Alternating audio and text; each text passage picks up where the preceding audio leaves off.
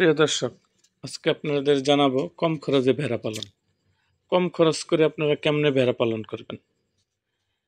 ভাইয়েরা আমার, আপনারা যদি কম খরচে ভেড়া পালন করতে চান তাহলে সিজনাল কিছু জিনিস আছে। যেমন সিজনে ভুট্টার দাম কম থাকে। ভুট্টা 35-36 টাকা কেজি হয়, কিন্তু এটা সিজনে যদি আপনারা কেনেন এই ভুট্টার দামটা 20-22 টাকা কেজি হয় থাকে।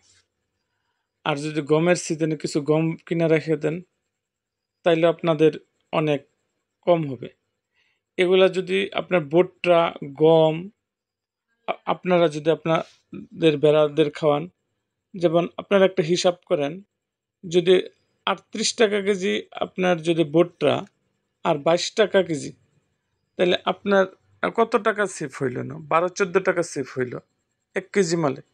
এরকম যদি আপনার বছরে যদি আপনার 300 কেজি ভুট্টা লাগে, তাইলে আপনার ফার্মে যদি 300 বা 500 কেজি ভুট্টা লাগে, তাহলে আপনার অনেক টাকা সেভ হয়ে গেল।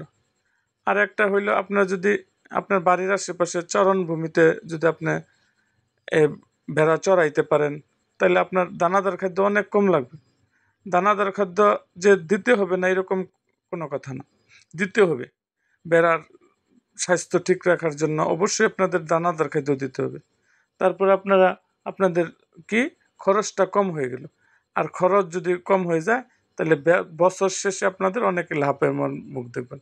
আসলে ভেড়া একটা লাভবান জিনিস। ভেড়া তেমন কোনো সমস্যা করে না।